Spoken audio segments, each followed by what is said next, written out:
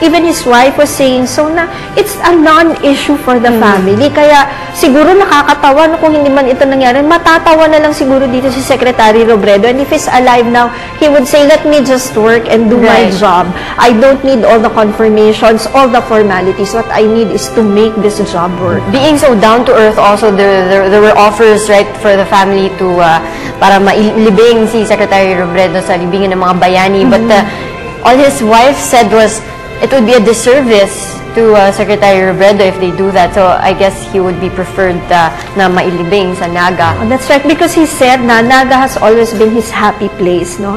And I think this is what keeps Secretary Robredo grounded all the time because of the happy place that he has in Naga and the family that he has to go home to. Grabe ang suporta talaga sa kanya ng mga tao. And I suppose, no, itong honors na kino-confer sa kanya, these are things na siguro icing on the cake na lang talaga because I think what's important are the programs that are still here and that they have to continue, no? And I think the next DILG secretary has such big shoes to fill. So sa ngayon pa lang, nag-uusap-usap na paano nila gagampanan lahat ng ito at napakahirap talaga para sa isang tao na gampanan din yung mga iniwang programa ni Secretary Robredo. Yes, they keep on saying na si Secretary Jesse Robredo has set the standard so high. So, but of course, what we are concerned about now is the reforms and all together with the mayors, with the local government officials, how they would continue that seed that was planted by Secretary Robredo. Okay, Angel, Attorney JJ, makakasama natin ngayon live on the line si Elena Luna live mula sa Malacanang. Elena? Maraming salamat. Unti-unti nang dumadami ang tao dito sa Kalayaan Grounds bilang paghahanda sa memorial service mamayang 1:00 ng hapon para sa DILG. Sa dating kasamahan ni Secretary Robredo, ang DILG, pati na rin ang mga local government units. Kanina ay nangyari dito ay nang dumating ang labi ni Secretary Robredo ay pinagkalooban siya ng arrival honors. Ito ay pinangunahan ni Pangulong Aquino. Ito ang muling pagbabalik ni Secretary Robredo sa isa pa niyang pamilya, ang kanyang official family sa Administrasyong Aquino. Ang parangal na ito ay ginagawad, ang state funeral ay ginagawad ng Pangulo ng Bansa sa mga deserving citizens ng Pilipinas. Bukod dito, ito ay otomatikong iginagawad sa mga Pangulo at dating Pangulo ng Bansa, sa Vice Presidente at dating Vice Presidente ng Bansa, sa Senate President at naging sa Speaker ng House of Representatives. Iginagawad din ito sa mga national artist at national scientist. Bukod dito ay magugunita na ang huling state funeral ay ginanap noong July 4, 2012 para sa dating national scientist na si Perla Santos Ocampo. Ang huli namang state funeral para sa dating Pangulo na ginawa dito sa palasyo ay para kay dating Pangulong Presidente Diosdado Macapagal noong 1997. Sa pagdating kanina ni Mrs. Robredo ay sinalubong siya ni Pangulong Aquino. Kumpleto ang mga members ng official family na mataan natin, ang mga cabinet secretaries, maging ang mga kaalyado ni Pangulong Aquino, ni dating DILG Secretary Jesse Robredo sa Liberal Party. Nandito rin at na dumating sa palasyo ang mga kapatid ng yumaong DILG Secretary kasama na ang kanyang kuya na si Butch. Kanina ay pinagkalooban din ang kalihim ng 19 gun salute bilang pagsaludo sa kanyang serbisyo sa bayan.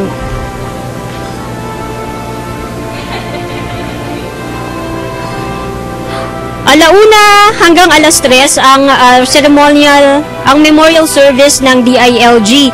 Susundan naman ito ng 2 pang service at 7:00 naman ng gabi ay magsisimula na ang public viewing. Magtatagal ito hanggang 11:00 ng gabi.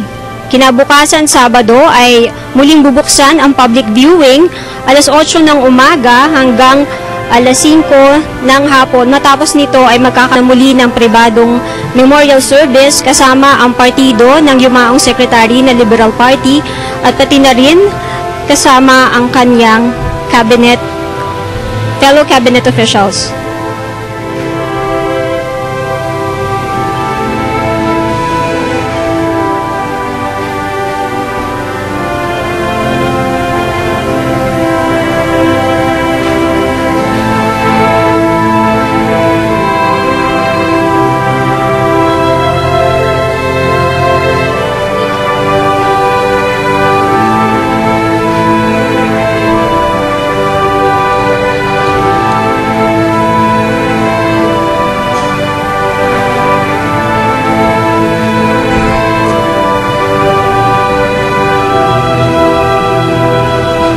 Pinapaalala po ni Yusek Manolo Quezon sa mga dadalo dito at makikiramay sa wake ni yumaong Secretary Jessie Robredo na sa Gate 7 po kayo dadaan, at para naman po sa mga donasyon at mga magbibigay ng pagkain at bulaklak, dadaan po ito sa Gate 4. At yan na muna ang mga balita mula dito sa Kalayaan Hall ng Malacanang. Para sa Telebisyon ng Bayan, ako si Elena Luna. Okay, maraming salamat Elena Luna, live mula sa Malacanang.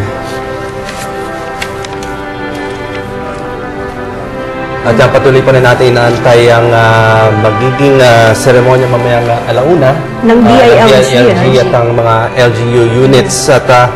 At merong na-post ang Lasallian para nga kay Secretary Jessie Robredo. Ito nga yung nagbibigay parangal para sa kanya bilang isang Lasallian. Ito nakikita natin, batang-bata pa si Secretary Jessie Robredo dito. Yes, but it seems to me na sa kanyang kabataan pa lamang ay talagang achiever na itong si Secretary Robredo. And he's very much recognized by his former schools, no? It turned out na this is quite interesting, no? Si Secretary Robredo daw, I've heard naging alumnus din ng Ateneo de Naga yata, at pagkatapos ng kolehiyo naman ay isa siyang lasalista. So makikita natin that in his life, always yung character niya ng convergence of things that we think. Nag-masters din siya sa UP Diliman. Diba? Yun na yung makikita natin na sa kanyang buhay, parang may pattern na kaagad na, well, he likes to converge things that we think are mutually exclusive of one another, ay kaya niyang pagsama-samahin, kaya niyang pagkasukasunduin, Kagaya nito nga kaninang umaga, hindi ba't meron tayong guest, yung tungkol sa ubas nga, yung ugnayan ng mga barangay at simbahan. For all we know, we've always been educated about the separation of the state and the church. And yet, itong proyekto ni Secretary Robredo ay pinagsama niya ang pagpinagsanib niya yung powers nitong church at ng state para matulungan ang ating environment, ang ating mga kababayan, ang mga kooperatiba, and he made them work together towards a common goal. At ito nga, nakita natin, nung bata pa lamang siya, galing siya ng Ateneo, nag-college ng Lasal, at pagkatapos ay nag-master sa UP. So it's a convergence of different beliefs, of different educational systems, and yet it is very much possible.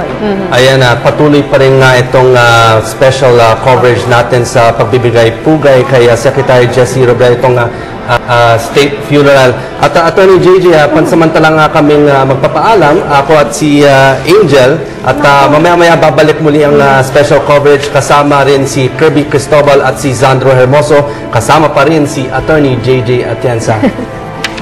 Tutok lang kayo at babalik po ang special coverage ng state funeral ni Secretary Jessie Robredo.